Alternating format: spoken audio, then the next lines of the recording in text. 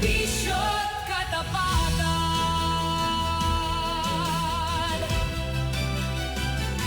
Sa kalsada man o sa gitna. Magandang... Akala ko tatapusin pa yung kanta eh. Sige, upo lang kayo. Relax lang.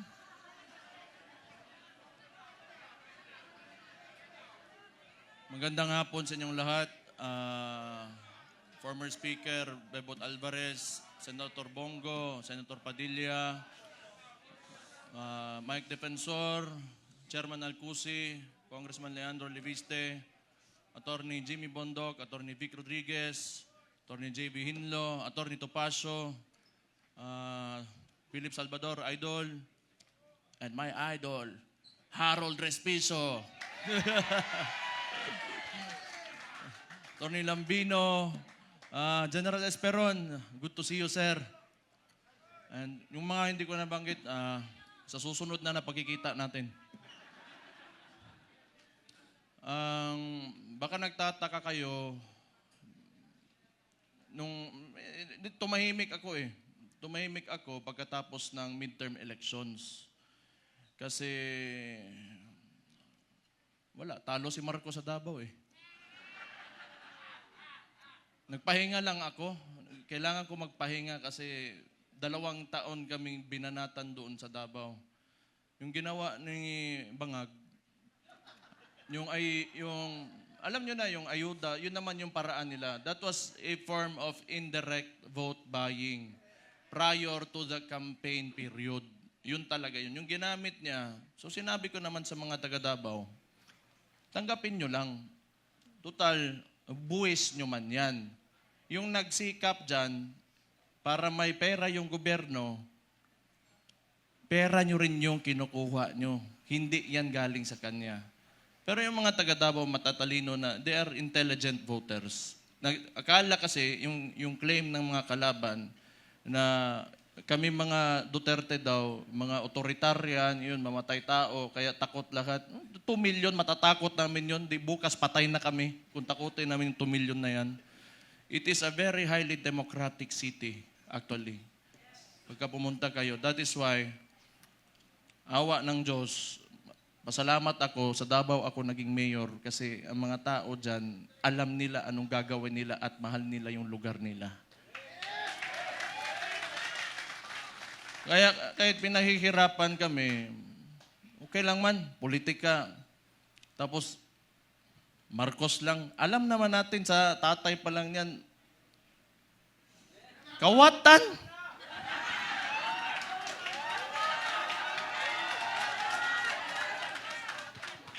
Hindi, kasi ganito yon.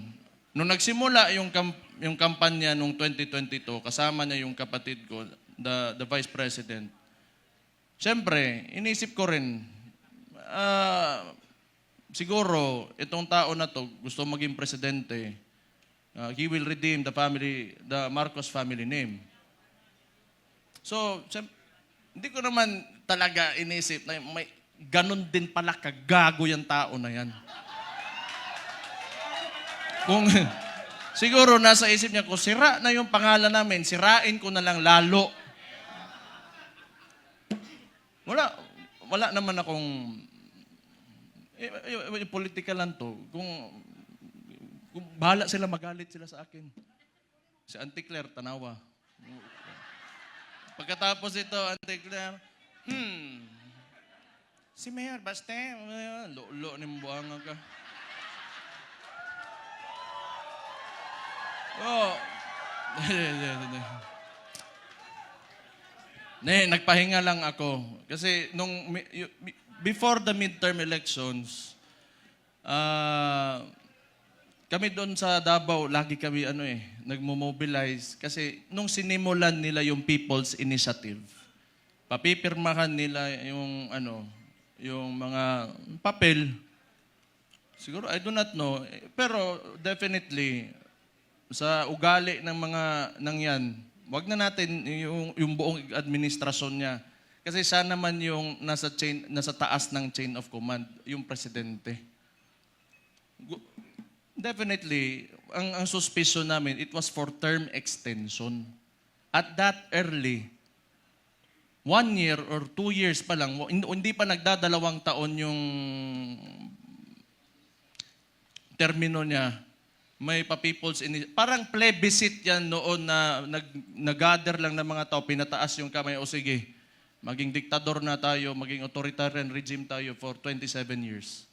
So that was the attempt of this guy, bangag nga na dias Malacanang karon. Kita niyo yung nasa UN siya, ng sipon. May chat GPT na ngayon. Hindi ko naman sinasabi kasi makukulong ako, tapos kakasuhan ako. Pero tingnan na lang, what are the causes of cocaine? Tingnan yung chat GPT. How it will affect your nasal cavity. May cellphone na kayo lahat. Wala. Swindler. He is a swindler. Yung ginawa sa atin, kaya nga naniniwala tayo, kasi akala natin itutuloy niya. Ganito lang naman tayo, kaya nandito tayo lahat ngayon. Kayo. Marami tayong parallel groups. Nilapitan ako ni Sir Mike Defensor, pati ni Speaker Bebot. Na nakita ko sila pagdating nila doon sa bahay ko, patay problema na pod ni. Nagpahinga lang ako kasi grabe yung Pero ang akala nila, tumigil na tayo. Hindi pa tayo tumigil. Anong gusto nila? Lalabas lahat ng ginawa nila. Tingnan mo katangahan nito ni Bangag. Siya nagbukas ng usapin ng flood control na may mga ghost project. Kaya ako tumahimik talaga. Kasi hinayaan ko na mag-self-destruct yung gago na yan. Kasi alam kong sasabog sa mukha niya yan. Because unang-una sa lahat, pag ikaw eksekutibo, you cannot point at someone else for the mistakes of your administration. Responsibilidad mo yan, ibig sabihin, either hindi ka nag-iisip o kulang ka sa pag-iisip o hindi mo talaga gusto yung trabaho mo. O kita mo ngayon, nag-backfire sa kanya, and they attempted to, lagi nilang ililiko doon. Pinakita naman namin lahat. Sa Davao, walang ghost project, may resibo kami lahat doon.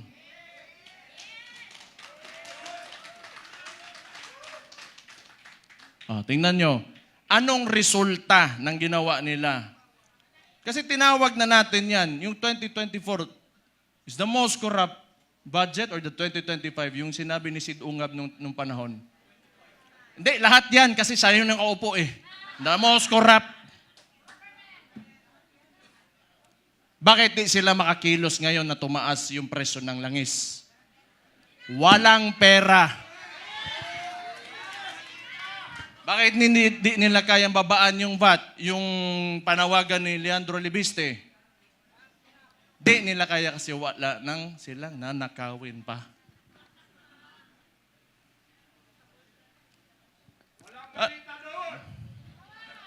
Alam nyo, hindi naman talaga perfecto kahit saan ka pumunta sa buong mundo. May mga lobbyists, the congressmen and the senators, dadaan talaga yung pera dyan because that's the power of the purse.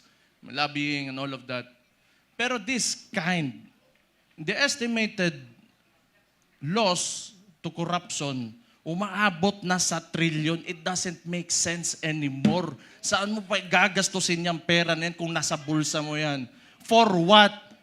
Magkano ba gusto mong, yung kanin mo, gusto mo tag 200 pesos per kilo? Gusto mo yung pinakamasarap na pagkain, pinakamasarap na steak? Ano ba gusto mo sa buhay mo? Anyang mga yan, mayayaman na yan. Hindi pa sila nakukontento.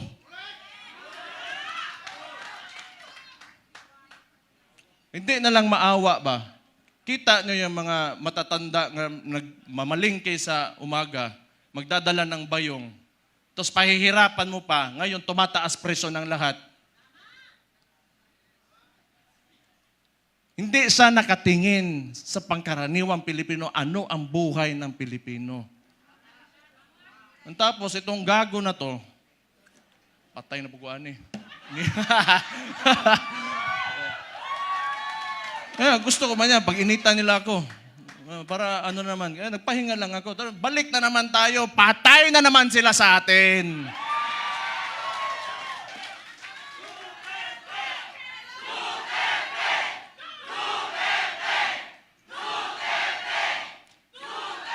Ito pang maganda.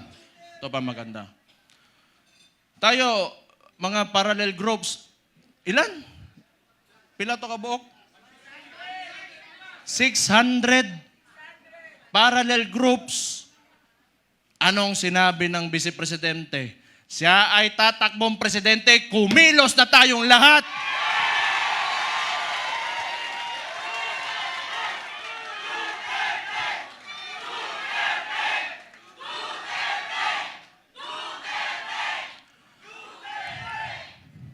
Ang gusto ng, ito ano ko lang, tingin ko lang naman ito kasi hindi ko rin naman talaga mahulaan kung ano nasa isip ng kapatid ko.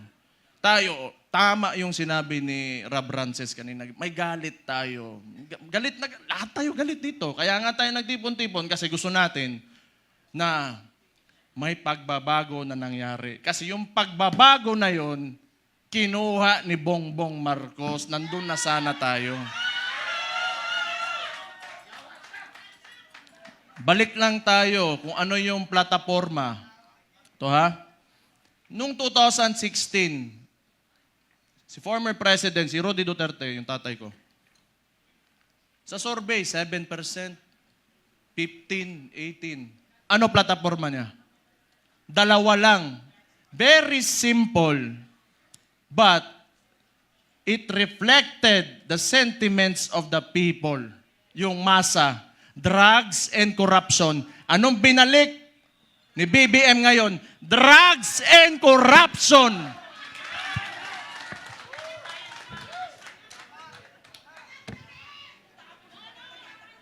Sabi ng kapatid niya, hindi ako yun ha. O safe na ba ako, attorney? Sabi ng kapatid niya hindi ako nasabi nun di ba?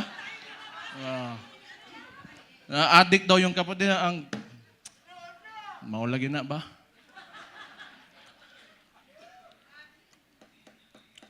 Hindi, tama naman yun. Kailangan optimistic tayo. Kailangan well-organized tayo, andito tayo lahat. At mahalaga sa lahat, unified tayo. Yung may mga differences tayo kasi lahat tayo mayayabang may mga ugali yung mga DDS Di ba? Oh. Kalimutan muna natin yun. Kung tanawa, hambugiro, yung mga buang.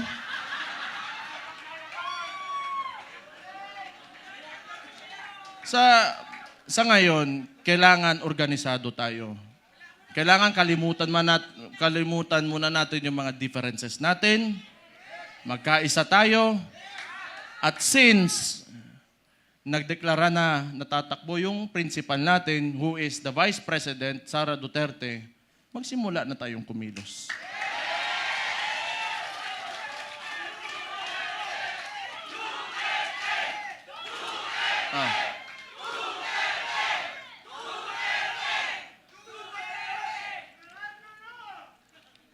Una, hindi atin ang mainstream media. Yan ang pinakamalaking, pero wala naman di maniwala na sa kanila ngayon. Actually, if you are biased ka towards the article or the headline, you will support that headline. Yung ano lang, traditionally, sanay kasi yung Pilipino na, or yung, not really the Filipinos only, but the entire world, they look up to the mainstream media kasi yun yung historically, yun talaga yung ginagamit na source of information. But we all know na it can be manipulated. And now, it is very well manipulated by... No, I do not blame them. May iba lang talaga na talagang rabid na anti-Duterte na mga tulad ng Rappler. Pero yung iba kasi talaga, wala yan. Matatakot talaga yan sa gobyerno. Kasi yung gobyerno, yung negosyo mo, lalapitan ka lang yan. Lalapitan ka lang ng BIR, ng ipapasarado ka, takutin ka. I know this because a lot of individuals in Davao, businessmen, were even afraid to come near me. Kasi pag manalaman ng administrasyon na yan, ni Bangag, ika-cut off, pahihirapan, gamitin yun. The bureaucracies of government have been weaponized by this administration. So intindihin na natin yun. Intindihin na natin yun. What we can do is, we go back to the roots, we campaign for our candidate. Wala rin naman tayo, kasi hindi rin naman tayo papansinin ng mga mainstream media because, lahat, masang Pilipino man tayo. So we do what we do best. 2016, anong ginawa nyo? Walang campaign materials na mabibigay yung tatay ko. Anong ginawa nyo? Kayo gumawa sa sako. Then this will be 2016 all over again. Let's reclaim the country and give it back to the people.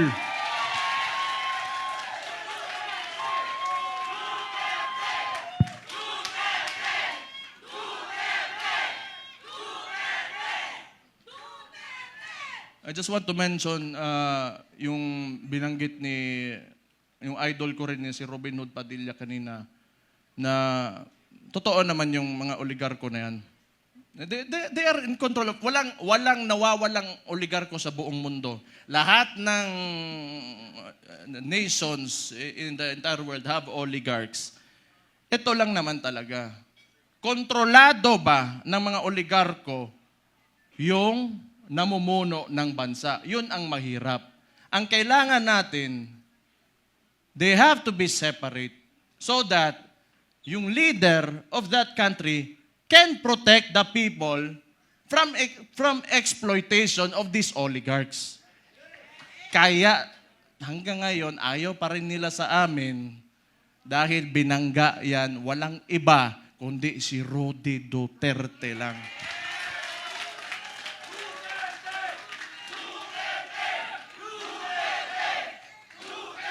So siguro naman, nag-declare na yung kapatid ko and we're going into the 2028 elections. Pakiusap ko lang sa mga oligarko, may mga mayayaman, malalaking negosyante talaga that have command of the economy. Maawa naman kayo sa mga tao. Maawa naman kayo sa mga tao. Give this country a chance na sumarap din ang buhay ng yung mga naglalakad lang sa daan na walang mga sasakyan.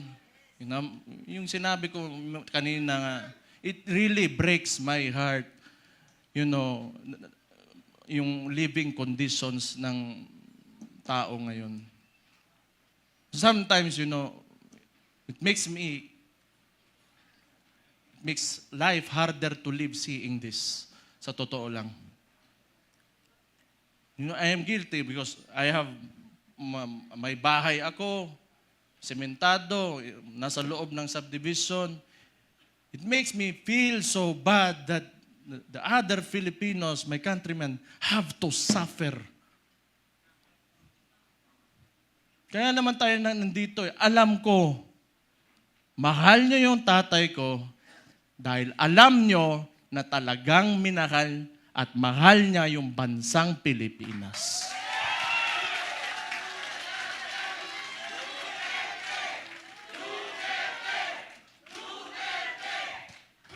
We have to, turn this around. We have to make this country turn around. Hindi pwedeng ganito. Andun na tayo. Alam ko, kahit yung tatay ko nasa Netherlands, binigay sa mga dayuhan. Alam ko nandito pa rin kayo kasi naniniwala kayo, pinakita ni Rody Duterte na kaya pala natin angatin natin ang ating bansa. You know what? Kayong lahat mga Pilipino, Do not settle for this. You deserve better. You deserve better. Sinasabi ko sa inyo, you deserve better. Kaya, be optimistic, maniwala kayo na we can take our country to greater heights. Sinasabi ko sa inyo, alam nyo na eh. Kaya nga nandito kayo, naniniwala kayo. Just hold on to it. And someday, awa ng Diyos, talagang may Diyos talaga. And may hustisya talaga. Makakamit natin ang Pilipinas natin na pinapanaginip natin.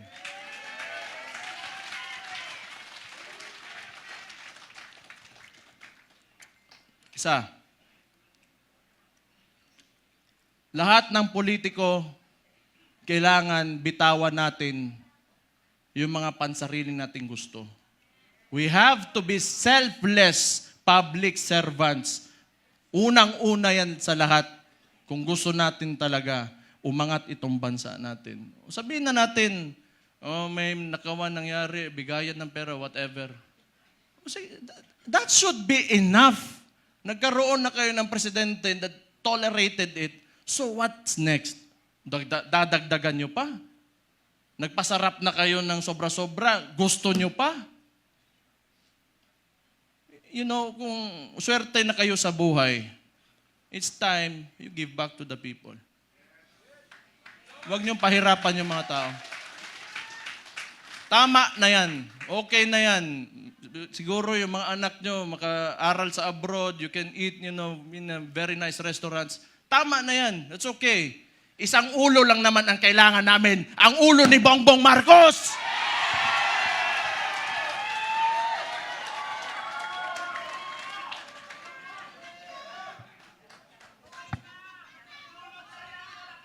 Kaya, this coalition, if you cannot approach me, you approach Mike Defensor, you approach Bebot Alvarez, you, the congressman, I'm talking to you, if you want to defect, talikuran nyo na yan because alam nyo, kayo, mga politiko, nakatira kayo sa Pilipinas, huwag nyo sirain ang bahay nyo.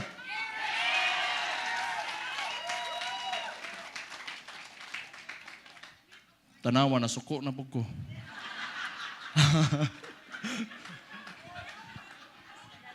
Pero,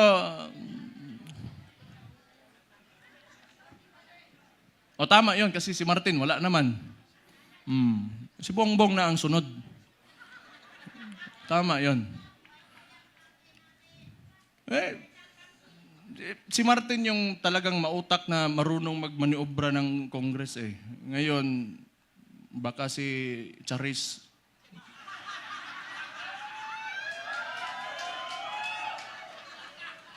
Sino yun? Kilala niyo yun? Charis.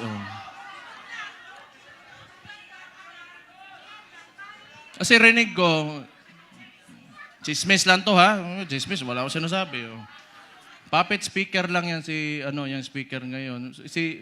Hindi ko lang alam sino yan, Charis. Basta narinig ko, Charis daw. Patay.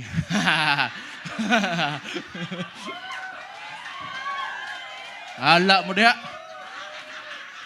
Basta ako, nagsalita na ako. Yun yung nasa puso ko, yun na nasa isipan ko. Kung maniwala kayo, okay. Hindi kayo maniwala, okay lang din. Kung hindi ko maniwala tayo dito lahat, nabangag talaga yung gago nasa taas, alam nyo na anong gawin nyo. Ilagay natin ang Vice Presidente sa 2028 na Pangulo natin. Ito lang, yung mga nananawagan na gusto natin ng radical, yung revolutionary movement. Gusto nyo? Sumama kayo kay Leandro Libiste. Pumunta kayo doon. Hindi, kilala ko yan noon pa. Kilala ko si Leandro.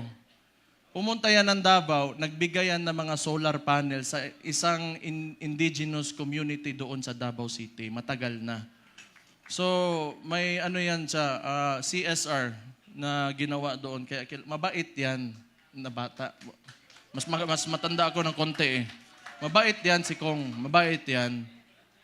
Kaya yan naging ganon. Kasi alam mo yung mga mababait na tao, pag ginalit mo, patay ka talaga. Mag-ingat kayo. Ayan pa, may isang Raulo si Attorney Harold Respiso. Sabi ko nga nakita ko tong gago na ito, sabi ko, puta, hindi lang pala ako ang si Raulo dito, may kasama na ako. Wala yung isang Raulo din, si Kiko Barzaga. Pero I want to talk to the younger people in the cameras. Subaybayan niyo yung mga bata na yan, yung mga tao na yan. They are the future of Philippine politics. Sino ba namang si Raulo na lalaban ng administrasyon, magiging opposition, lalo ng ganito kaabusado? You know, what seemed to me, yung ginawa nila sa tatay ko, was a state kidnapping. Yung mga bata na yan, di natatakot yan. We need people like them. We need people like them. May iba naman, diplomatic, parang si Senator Bongo. Okay yun. Hindi pwedeng lagi tayong galit lahat. Diba? Dapat may mabait din sa atin.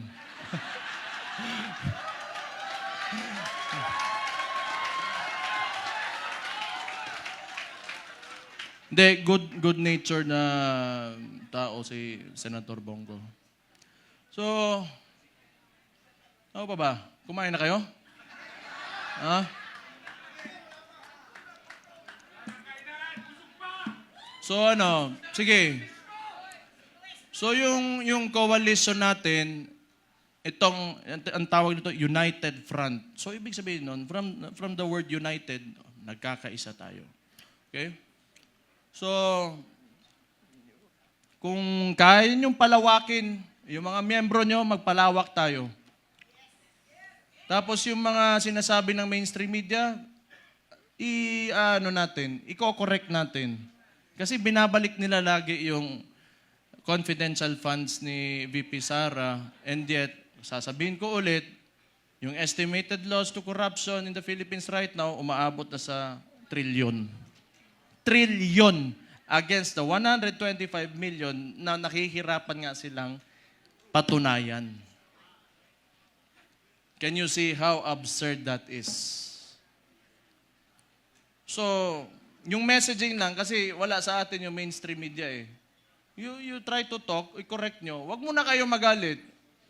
Be on a level na gusto nyo lang iparating yung opinion nyo at tingin nyo sa kung sino man makakausap nyo. So mga panya lang tayo, malinis.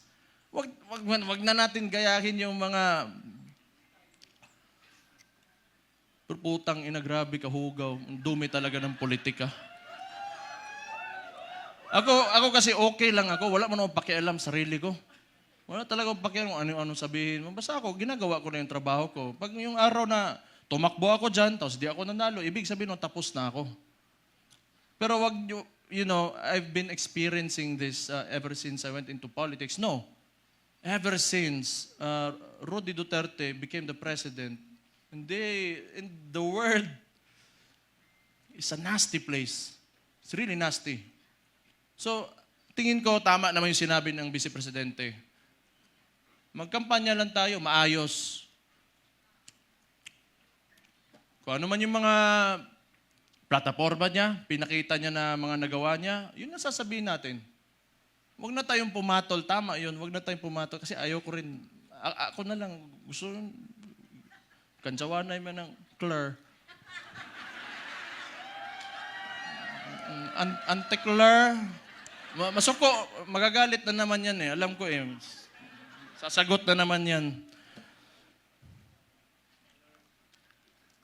Buwang? Buwang. O, kung baliw sila, baliw din ako. Ganun lang naman. Pero alam mo, yung observation ko lang, this is only my observation. Mahirap yung mga tao nakaupo sa, in a seat of power, tapos ganun yung ugali, na mahilig manggipit at mang-abuso ng mga maliliit na tao. Patay tayo dyan. Mahirap yan. Kaya ako rin, gusto ko yung nilalabanan ko, malaki rin naman. Para kung makukulong man ako, matatanggal ako sa pagka-mayor ngayon, o mamamatay man ako, at least worthwhile yung ginawa ko at para sa sambayan ng mga Pilipino. They only pick on people na kaya nila eh. They only pick on people na kaya nila. Pero,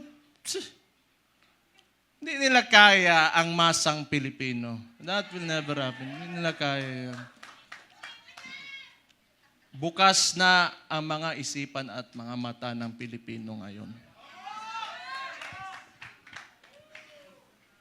Bakit isa lang nagsasabi na tama? Kayo, hindi nyo alam?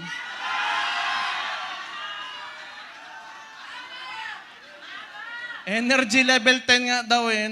Not following instructions.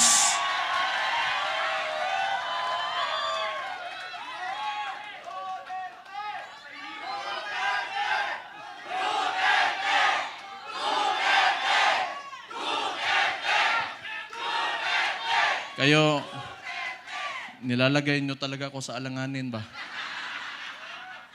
Okay lang. Alam nyo, yung tumakbo, yung tatakbo na yung tatay ko, lahat kaming magkakapatid, hindi talaga pumayag.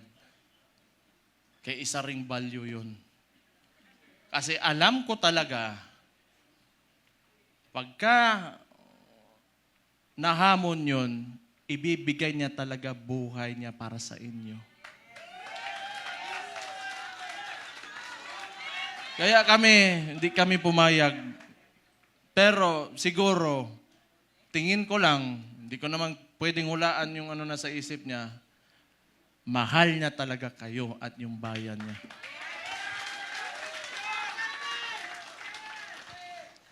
Kaya ngayon, pagka pumupunta ako ng Netherlands doon sa detention unit, kinakausap ko, can never imagine someone would, like an actual individual in front of me that would actually give away his freedom and his life for his country. Kahit tatay ko siya, I am so amazed. And I am very, honored that he is my father.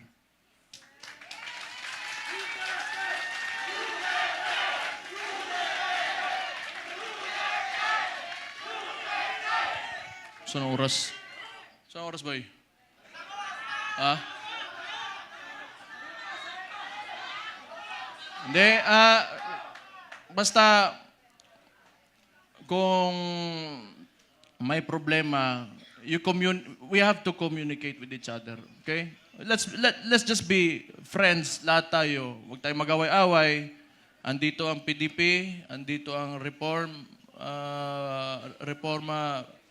PH, and Reforma, andito ang Maisog, and hindi ko na mababanggit yung lahat ng parallel groups, Reforma Pilipinas. Magkaisa tayong lahat. It's time to move. Move with positivity and optimism. Let go of yourselves. Give your all for the country. Lahat ng gagawin natin, hindi para sa atin, kundi para sa bayan natin. Let's make this happen. 2 taon, 2028 na. Kaya natin to.